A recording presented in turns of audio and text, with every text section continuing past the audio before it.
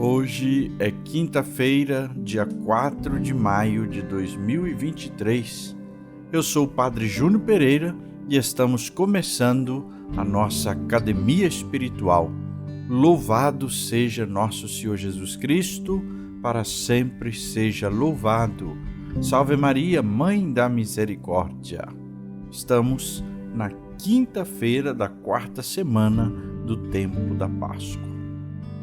Na última ceia, Jesus lavara os pés dos discípulos, apresentando sua atitude como modelo a ser seguido. É a senha para a felicidade.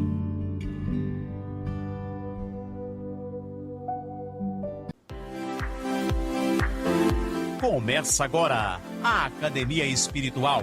A Palavra de Deus fortalecendo a musculatura da nossa alma. Comunicando, Padre Júnior Pereira.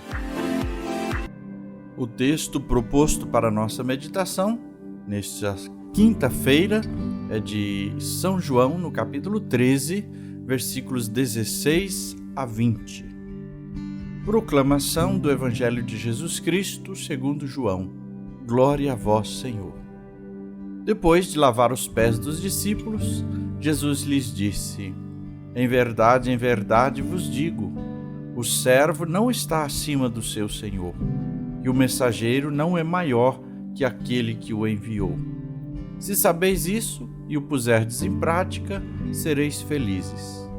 Eu não falo de vós todos, eu conheço aqueles que escolhi, mas é preciso que se realize o que está na Escritura. Aquele que come o meu pão levantou contra mim o calcanhar. Desde agora vos digo isto, antes de acontecer, a fim de que quando acontecer, creais que eu sou.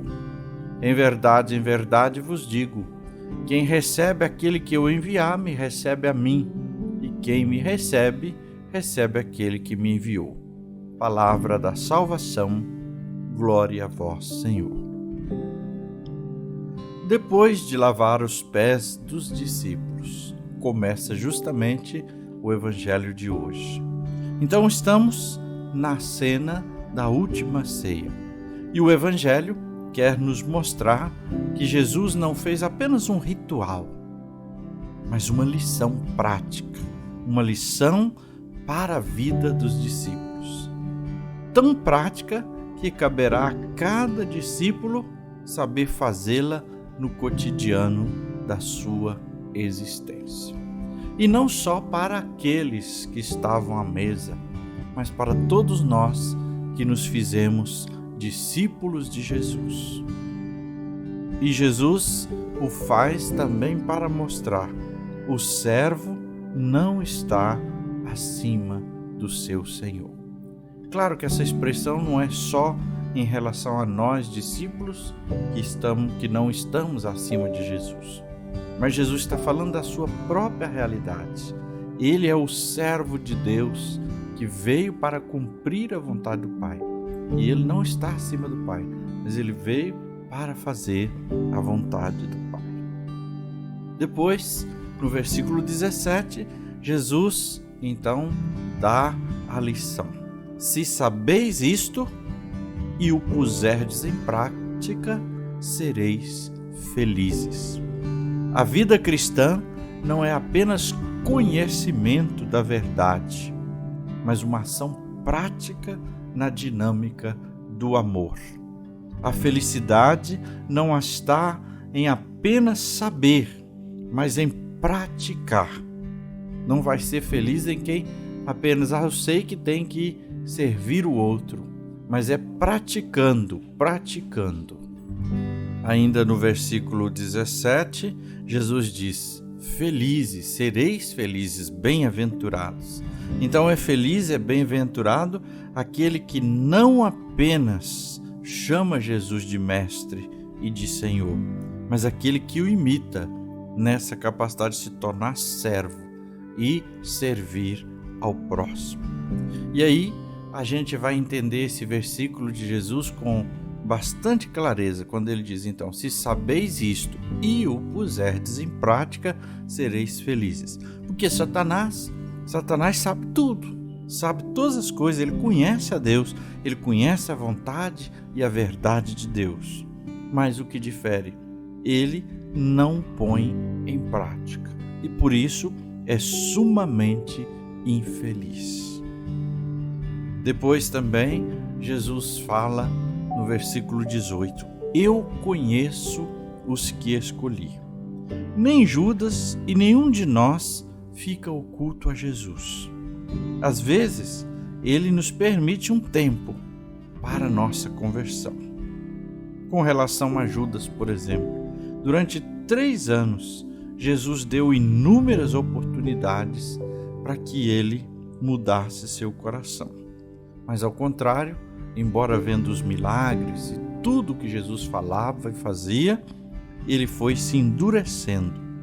Judas andou com Jesus, ouviu Jesus, viu os milagres, mas não se abriu ao propósito de Jesus. Aí fica a pergunta: por que Judas foi capaz disso com Jesus, de trair Jesus? Caramba, Jesus tão bom, fazia coisas maravilhosas, falava de coisas que mexiam com o coração das pessoas. Por que Judas foi capaz disso? Porque ele não foi capaz de abrir mão de seus esquemas mentais, não foi capaz de se abrir para a graça de Deus. E fiquemos atentos, ninguém está isento de se tornar um traidor. Se não ouvirmos a voz do Senhor e não nos sustentarmos nesta palavra, nós também cairemos, nós também trairemos. Por quê? Porque Satanás ele é muito esperto e ele fica sussurrando com sua voz a todo momento para que a gente se distraia e não escute a voz do Senhor. Muitas vezes comemos o pão com Jesus, mas nós o traímos com nossas palavras, com nossas atitudes, com nossas incoerências. Então, é preciso também fazer sempre um exame de consciência. Dia a dia, a igreja tem essa tradição que convida os seus para todos os dias fazer um exame de consciência antes de se deitar.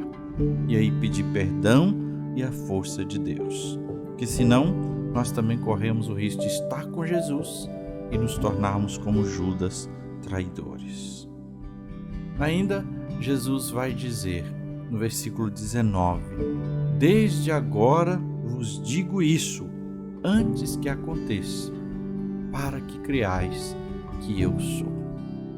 Então essa palavra se torna também um ensinamento para nós no concreto.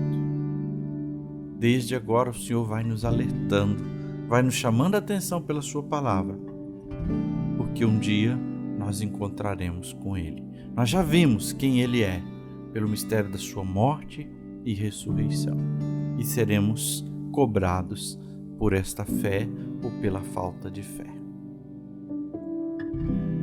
Rezemos.